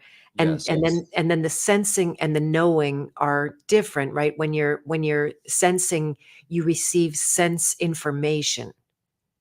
So yes, when you're sensing, so when you're actually using intuition, right? When you're really getting wisdom and intuition, that's you're tapping into your knower, right? You're tapping into that noetic atmosphere that has the I-ness and selfness, and like what some would call tapping the Akashic record of infinite knowing. And when you have those moments of just intuition where like, I gotta go, I gotta get out of here, you get that weird feeling, right? That is your thinker too, giving you that feeling in your heart, like, ooh, this is wrong, I shouldn't do this. That's why feeling is not on the nature side. Feeling, when you really know how to tap into your feeling, that is tied to the intelligence side. That is your thinker telling you what's right or wrong. So feeling is so crucial to know how to feel correctly. And we've been totally tricked into thinking that feeling is just like a part of our mechanism of an animal body, right? But no, our pituitary system, our glandular system, is really precious because it taps directly into our thinker and how we know what is right or wrong. So we have an internal guidance system that is tapped into eternal truth. And when we can learn how to actually trust and know our deep intuition, which is the knowledge, and then also our deep knowing what is right or wrong, which is our conscience, then we are tapping into infinite true truth, not on the nature trickery side that isn't the true truth, if that makes sense. Yes, it does make sense. Yeah. Yeah. Cool. I'm getting it. Yeah, so that's where law comes from. Law, self-governance comes from understanding how we tap into the light of intelligence through feeling and desire appropriately, not being tricked by the senses, not being tricked by other people's thoughts. That's the other something else we have to understand, is that because a thought, when it's exteriorized, is a living thing, it's going everywhere. So we got to also keep in mind that, once again, this is on a side of nature that isn't just like solid physical form, right? This is on a much more sort of radiant level of, like, if you want to think of the ether as a transmitting utility, that might be a good way to think about it, where it's instant, like it goes everywhere and it can go into anybody. So a thought you can entertain, it will actually come in, someone's thought will come into you, right? And then you can cycle it through your feeling and desire, then up through your rightness and reason, and then you can choose to not accept it and process it, and kick it out, right? Or you can actually take it in and you can add to it and you can externalize that and you can help build it more. And so it's really important to realize that we are also being influenced by everyone else's thoughts that are out there. We live in a communicative reality. Okay. We are not individual. We individualize as triune selves, and we are the master of our own destiny, but we have to face and in this world, in this physical world, we have to face and interact with everyone else with it in the thoughts. So that's why community is really important, right? Surrounding yourself with the right types of thinkers and doers, so that makes your reality easier to go on the right path. If you're surrounding yourself with friends that are not good people, then you are constantly in the soup of all their thoughts that they've externalized. And most of those thoughts, they're not even aware that they've externalized those. Those are just all being prey to the feelings and desires of nature that are just running on programs. So it's important to try to find friends and people that are our conscience are trying to do the work and are emitting really good thoughts. And because Indeed. those can really help you. Yeah, the company you keep is tantamount, right? And there are times in people's lives when they better, I speak for myself, but where I have chosen to not be around people because of that exact thing, that the harmony wasn't there between the thought forms, that I couldn't make use of theirs. I would spend a lot of time maybe digesting and even recovering from their thought forms, and reaching a point where it's like, yeah, it's not necessary to try to harmonize as if you could there. So I wanted to jump over also into the destiny side of things, and the attribution of purpose, right? So that's a big subject of mine, and decoding very predictable as an element. I'm just using that word not in this context, I think. And then attributing it to the soul, that word that we use for what you're defining it completely different. But it would be for me much more about choice. And then we've got the subject of destiny. Is there destiny, or is there choice? And or the combination of the two. So how do you see the subject through the eyes of Percival? Yeah. So once again, all destiny is related to the law that we must, with every thought that we externalize, if we do not balance it through rightness and reason, it will continue to shape destiny for us. So we create our own destiny through the externalization of thoughts on the physical plane. Right. So Um, would you yeah. say there's no pre-program that you came here to do certain kinds of work, to collaborate and be in that connective Oh, world? definitely, definitely. So we of course. So the doer, yeah, that's the role of the doer, is to do, right? So to do what your role that you want to play out for yourself to do. So yeah, when you are in that stasis in the 12 steps of the afterlife, when you come back, you're setting yourself up to come in and do the work to essentially move on to become a triune self, and that's out of service and doing what's right and what you're passionate about. And that is what's fun. That's why you have a doer, right? Is to do what you love to do. Like, it's all about whatever your passion is. Like, if you want to be an artist, if you want to be, God forbid, a politician, but if you want to be, I don't know, a cowboy, a farmer, whatever your passion is, you're here to do it according to rightness and reason, so that you can rebalance and that you can move on and be part of the triune self-government that maintains these laws. So yes, we come in with a specific contract to do, so that we can grow and move on and move forward. And the greatest crime of our time, I believe, is that most people aren't even aware that they have this to play out, right? That they have a specific role to play for their destiny, that they have signed up, that they have literally set up for themselves to do while they're here. Right. And they're Right. not fulfilling that because they're not even aware of it, because Yeah. they've, what the, I guess, the alchemists in the sort of occultists call, they've drink from the cup of forgetfulness, right? And they come in here. Right. And Yeah. and then say my friends are more often right in the middle of that. So they do understand there's a deeper purpose. They have the pushing up of that deeper purpose, but they don't, because of our indoctrination, because of spending the vast majority of their life in environments that don't give a crap about their own individual, like you said, passions and skills and ways you're going to fit in with humanity and be of service that way. Then they're caught in the middle. So they feel the pressure, they feel the urgency of that, but they don't have the groundwork and the basics for following those aspects. So that's where I came in. Honestly, the first time I asked my email list, would you be interested in a course on sacred purpose?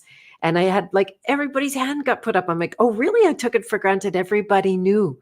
Everybody had some sense, because I was faced with that at an earlier age. I had to ask those questions when I thought I was going to die. And I, even though I just downloaded code, I'm still to this day deciphering what it is, but nonetheless able to move forward in a purposeful way every single day.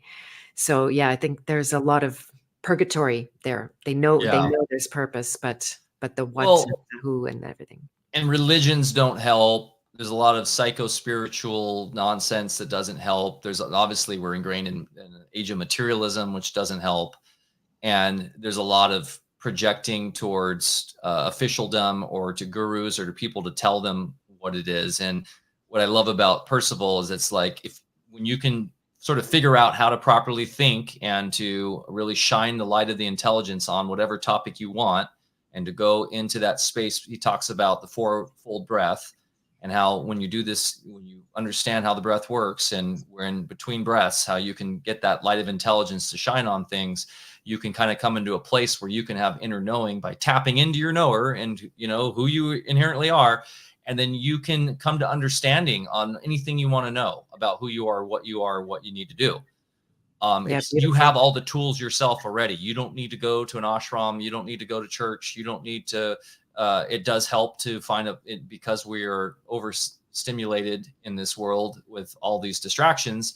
It's probably good to go out into nature, go out into a place that's quiet, go where you're not distracted, and do the work to. It's not like transcendental meditation or anything.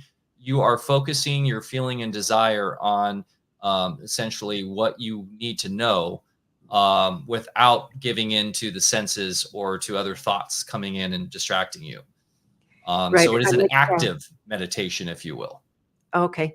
And I really like Walter Russell's. I've adopted this, and I'll consider it mine soon. The twofold concentration of the desires, and then the decentration of the desires that makes space for new concentration of desires, and that like ongoing folding and unfolding of reality. So that's the masculine desire, and then the feminine release of feeling. And Exactly. Walter Russell talks about that. Mhm. It's his whole universe is a bipole or dipole, masculine, feminine, compression, decompression. And that's Nice. exactly what the doer is doing. That's the physics of literally what we're doing with feeling and desire with the doer in the body. Beautiful. I love that. And so you've said proper thinking so many times. Is there any direction, guidance that you can give people on what that actually looks like? Yes. So let's see if I have I should have. It's always great when talking about Percival to share images because it really is a visual sort of learning around what he's talking about because it's so trippy. But so we're talking about self-government, right? Well, a lot of people are governed by the senses, by sense government, and all that means is that they're governed by expediency. They're governed by right now what they need to get for their body, right? What their sensations are, what the nature's impressions upon them to control their feeling through the smelling, through the four senses. But see, feeling is the initiation. That's why it's the feminine. It initiates the arousal. Right? The female initiates the arousal, but it's the desire. And then desire, which comes from our adrenals, actually comes from our adrenal glands. That's a direct Mm. connection. Desire Ah, that then always has the opportunity to go into rightness, which is our heart, and then into reason. But if we ignore rightness and we force reason, so we ignore the aspect of the rightness and we go right into the active side of reason, desire will have its way. And then that's when we are doing things that we just desire that aren't based on our true conscious thinker, based on the law. And then we're externalizing thoughts that are really just desire focused. And we see that in the world. We live in a masculine driven world of just pure desire, right? And we see that creates a lot of war. And I'm not knocking the masculine. The masculine is just as important as the feminine. But when we're out of balance and we have a desire driven sense government, which is what we have right now, the world is chaos. mhm. When true self-government comes from within, okay? So in government by law and justice, rightness guides feeling, which prompts desire. Desire agrees with reason. Then feeling and desire are controlled by rightness and reason of the thinker. That is self-government. And that is almost never done by anybody, myself Wow. included. So the way that works is literally first you're always led by feeling. So feeling comes in and that actually comes through your kidneys. Um, and then that goes to desire and that comes through your adrenals. And then now if your desire actually goes into reason, right? And the reason's like, okay, yeah, this is the desire. Like I should do that. Well, first let's check it into rightness. Oh, that's not the right thing to do, actually. You might logically be trying to reason that that's what you want to do, but really we know that that's not right. So we got to send that back down to feeling again. And let's feel that out again. That's the proper cycle of inner thinking, right? And what you're doing when you're doing that the right way is then you're actually tapping into your thinker and you're basically doing proper self-governance, and then you can initiate that up to your knower, to your pituitary and your pineal, and run that through your hypothalamus, and how your brain actually then, because your brain's what initiates the thought, just so you know, you actually do create your thought in the brain. And so we are living in a reality that's mostly thought driven from the brain, and it's skipping the heart, right? So it's either desire driven or logic driven, and both those are types of government, inner government, that is not leading to proper self-government from the heart. We're taught, Right. this is like taught by all the great traditions, right? I mean, this is pretty common sense stuff. Right, right. And I think it's where people get into hopelessness when you think about the average person's capacity to really truly balance those. Maybe capacity is there, but the probability might not be there because of the long-standing habit and indoctrination. They don't want us to self-govern. They want the exact opposite, that we are useless on that at that side, not able to take responsibility for our own complete process. And so, yeah, but you're And very also, positive. Yeah, go ahead. we have a sense of moral relativity that is just been this like insidious dark agenda that's been Exactly.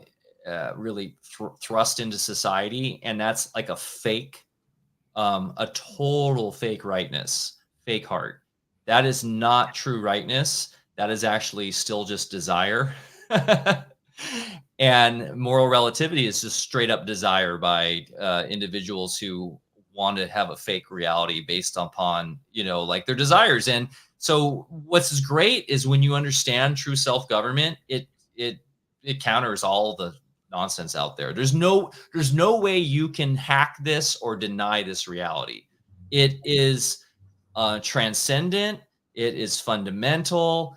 It is impossible to get rid of. We all must face it in the end. Amazing. Wow, that's really well done, Mike. I understood you. So, And um, I'm sorry, I know mhm, it's really easy. So this is something that, Dr. Edith, I don't know if you've ever interviewed her, Dr. Edith Ubuntu Chan. yes.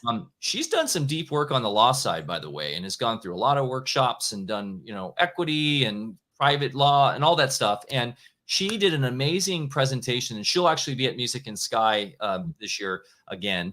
She did an amazing presentation at Confluence, which was Alex Zeck's and Eileen McCusick's event during the eclipse in Texas just a couple weeks ago. Right. And she was really stressing this, like, we got to get over the word. We understand that words matter when you're doing like actual law remedy and stuff, of course, because definitions matter and we use language, right, when we're writing law. However, when we're interfacing consciously between each of us, like when there is a higher sort of transformation or a transfer, excuse me, of communication going on that we kind of touched on today, these other realms that are nested that we're in, right? And the words are just a transference of that consciousness. And like you have been stressing it multiple times, we got to get over the word magic stuff. Like we inherently know through our thinker and our knower, like if when we're interfacing with another triune self, fallen yourself, like I can tap into my knower and know really what you mean and if you're coming from the right place, no matter what words you're using. Exactly. And that was one of Jesus' main teachings, to honor the spirit of the law and not get stuck in the letter of the law, which is, yeah. So I'm so happy to be out of word jail, because I'm always like, okay, then there's a suspension of my own certainty, that masculine side that's like gonna need everything to be in the boxes. If you, I don't know, you're thinking about that. Do you consider that masculine? I would, yeah. Well, I don't know. That's also quite feminine because that's sort of nurturing something into a box, and keeping it there. And yeah, I don't know. That's a good question. That's all right. And they blend and blur. I always say that the masculine, feminine are not two archetypes. You cannot have one without the other, and they're in constant movement and communication. Yeah. They are the generators of the archetypes. Yes. I believe that's why I call it one of the primal archetypes, or maybe the primal. Yeah, the Yeah. archetypes, according to Percival, I would say live in the life world, and they are generated, and they basically will then generate down into forms in the form world, and then will actually then come into the physical world. But yeah, he was super into archetypes and all of that as well, and understood how those actually then sort of manifest into physical reality. Mm. I think you would get a kick with Thinking in Destiny. It's actually really easy to read, but it's challenging because it's a whole new framework of reality.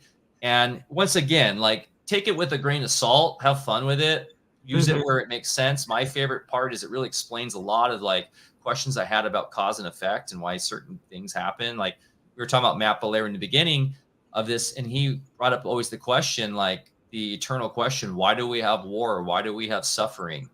Mhm. Why do we have all this well, it takes place in the physical world because of thinking and destiny. And Mm. Percival explains it really well. Nice. I love that. I was just going to look for a link. Somebody was asking for a link to that. Thinking in Destiny. Here's a Wikipedia And page. we'll be doing Very personal. a study group on this Yeah. in the Alfa Vedic private community. So you can join that on alfavedic.com/join-us. And it's been a phenomenal ride. We launched it in December, and it's a private online community Bear and I are very active in. There's a couple different levels of membership, and in there we have all different groups and different discussions going on about everything you can think of: health, wellness, farming, metaphysics. And just one of the groups in there is focused on thinking and destiny, and people are reading it, and we'll be talking about it, and then also like extrapolating it and relating it to our lives. Like, if you can't take this kind of stuff and relate it to your daily life, then there's no point. So Right. yeah. Exactly. Well, it looks good on you, so I'm definitely interested in that, and I have been meaning to join your community as well. So maybe I'll get down to that for this reason. I posted a link to that actual book, and we were going to talk about music and sky, and anything you want to say about Chordal. What was Yeah. the last thing? There was one more thing we were going to talk about: podcasting. Maybe I'll have to delay that one just because we're coming on the second hour, and Well, perhaps, yeah. Go ahead. You want to say it all? so I had this sort of illumination on the first Music and Sky. So Music and Sky is a health and wellness, freedom, everything sort of gathering event we do every year. We started during the heart of the lockdowns, during the rise of the COVIDian cult in 2020 in California. And we were the only ones that ended up doing a festival that year in person, and it celebrates rightness and reason. It celebrates feeling and desire, the triune self, in a way that's really cool. We have exploration of really heady, cool, trippy topics. Then we also ground it all in practical solutions. So it's workshops and talks, but then it's really all a celebration through art. So there's art gallery and music and personal expression everywhere. So it's sort of the best of a music festival with a freedom conference or freedom event, with a health conference, with a farmer's market, with a a church service, with all of that kind of combined in one. It's a very sober event. We don't have like, not you can bring alcohol and do whatever you want, but people come to really be in presence and be present with each other, which is really refreshing. So it's not like a raging party, but it is a party. It's a celebration of life. It's a celebration of freedom. So it's really an evolved into the next level where I think festivals are going, according to the consciousness. And it's really also grounded in sovereignty and taking care of your own stuff. So people there are really doing the work, and it's really fun to be around people doing the work. It's, and yeah, we all have stuff to learn and we all have work to do and improving ourselves, and we're open about that and we talk about it. And so yeah, Music in Sky is going down June 20th through the 24th. And the first year I did it with my partners, Josh Del Sol came out. You know Josh, right? Yeah, I want to say very well. I haven't met him yet, but we have a lot of behind the scenes chats, and he's introduced me to fantastic speakers, the latest of which is Lubomir Arzov, I believe is his last name. Did I get it right? He's created the movie Kingdom. Yes, animated short film. Yeah. So he's on next Monday, by the way, just before I forget to tell everybody. Oh, awesome. Yeah. Josh is really tapped in, into a lot of really awesome sort of Christian mysticism and really focused on that. But he was really inspired by what we were doing in the heart of like, wow, no one's doing stuff. So he asked if he could come out and we could videotape everything and turn it into a conference, which we did, called Reunion Summit. But during my sit down there, I had this like epiphany that I had found my way. Like I had found what I was supposed to do in life.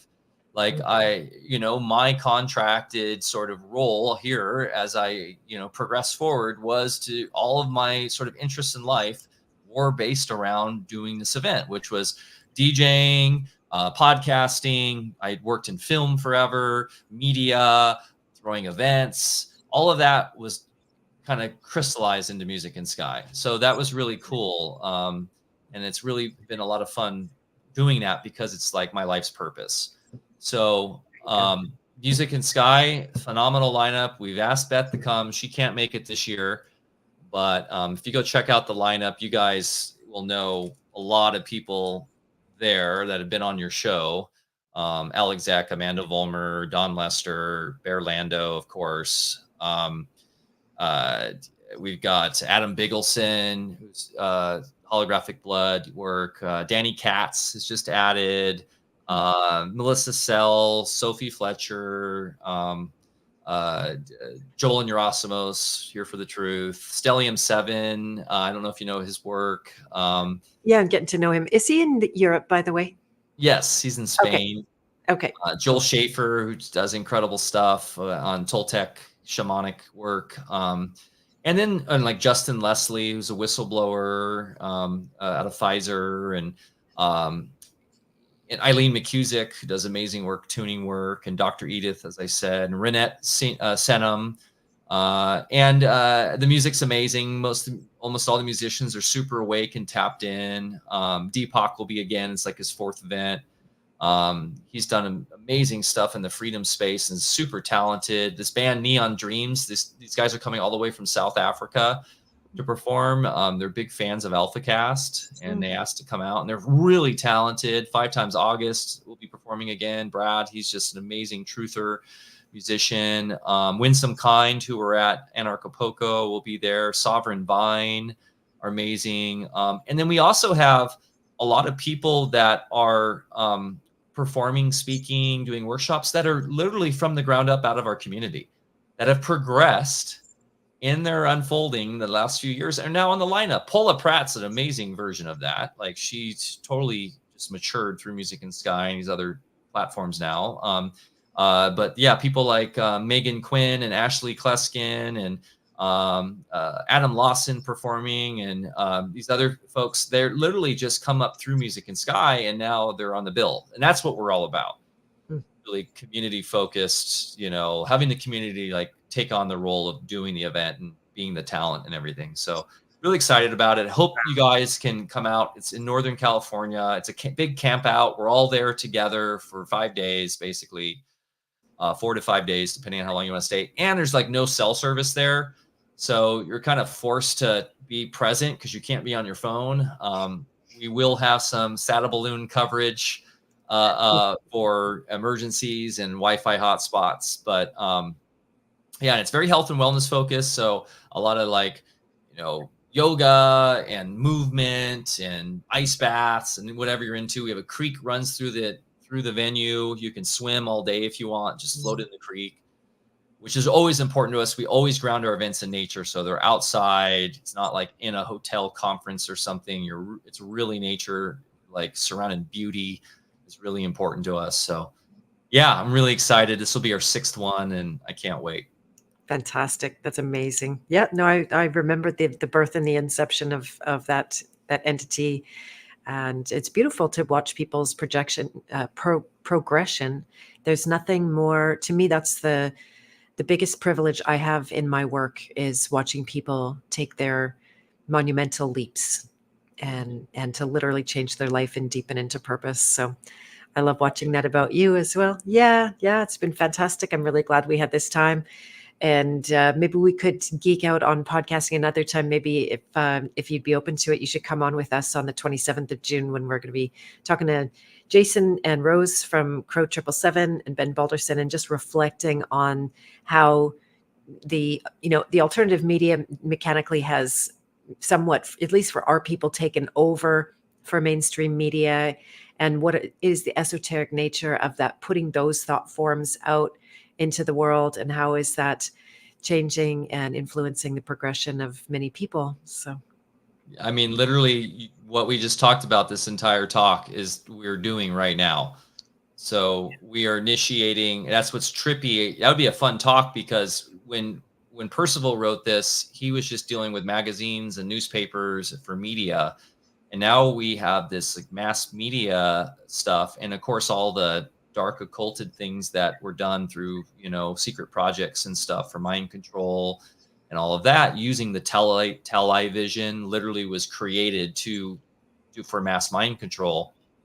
And so how are we affecting others through extending out, projecting our thoughts through this sort of platform, right? Like we have a lot of responsibility there to do it in the right way. And of course, we mess up. We might not always have the guest on that.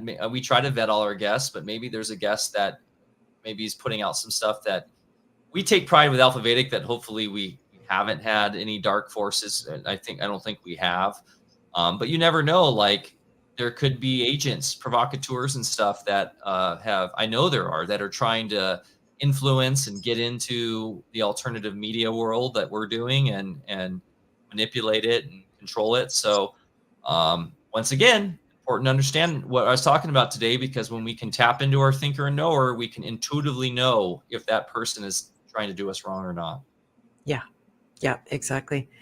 Well, fantastic. I thoroughly enjoyed our conversation. Thank you so much for coming on, Mike. I knew it was going to be interesting and deep, and it definitely was that.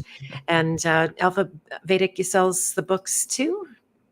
I'm not sure which book you're talking about. The Thinking in Destiny in particular.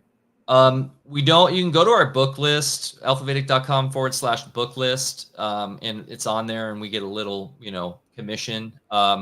But you can buy the books directly. Like when we always talk about Walter Russell, we ask you to go to Walter Russell directly to science and whatever.org. They're the Walter Russell website and buy from them.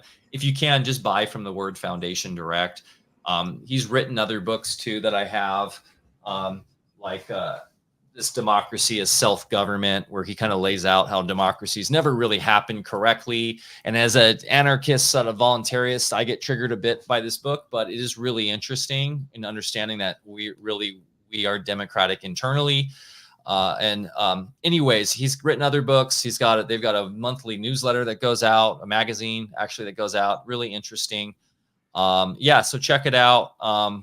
I'm really loving it. I'm on my second full reading of the book. I've been reading it now for 3.5 years, about 3 years. And I read a little bit every morning, and it's the mind-blowing stuff about it is that I'm applying it, into my life, and I'm getting a lot more epiphanies. So these like epiphanies that are just, it's really cool to remember that, like, we don't have to get truth from external sources. Like, it's really good to read, like the great works and everything, but all the wonderful, beautiful innovations in this reality didn't come from an old book. They Mhm. came from somewhere else, and we all have the ability to tap into that. And that, for me, is, I think, the most powerful thing to take out of Percival's work. Nice. Fantastic way to end. I love that. All right, my dearest. Well, it's been a really great time. I've enjoyed this immensely, and we'll be back on Monday with Lubomir Arsov, if I'm saying his name correctly. I know he's Slavic of nature. I was hearing a variety of interviews. Josh Del Sol introduced me to him. He was the creator of a film that was pretty dark. I think it's called The Forest. When it came out, and it was just showing everybody, feeling like real lost and dead in their phones. And this film is much more optimistic. It includes that. So we're not, he's got an education component, just even the ability to see what you're part of. And then the optimism and the light shining through on the other side was really palpable.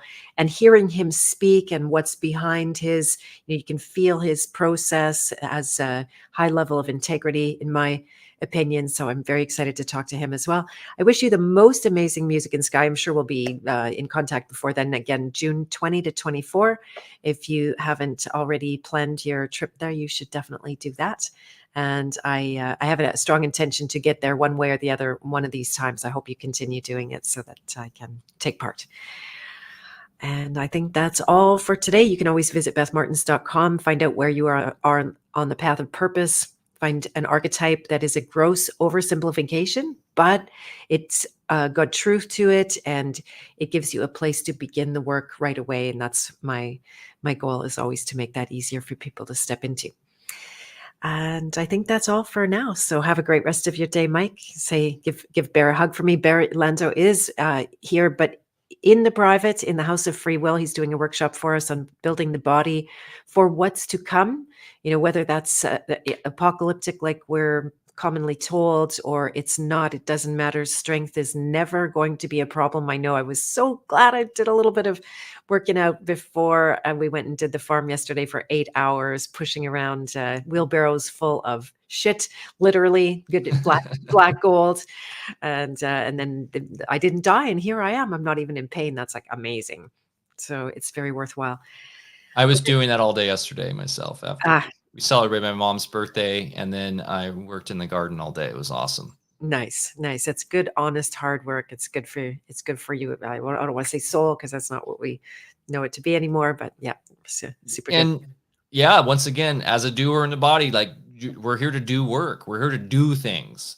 Like, it's not all light and love, sitting in a, often ascetic, in a cave somewhere, just meditating. Like, we're here to do.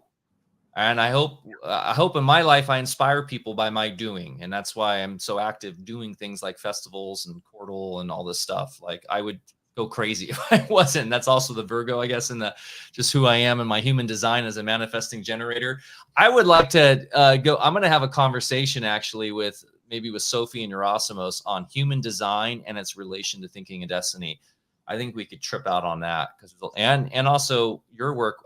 We could get deeper into, of course, all the different frameworks that you come from in terms of archetypes.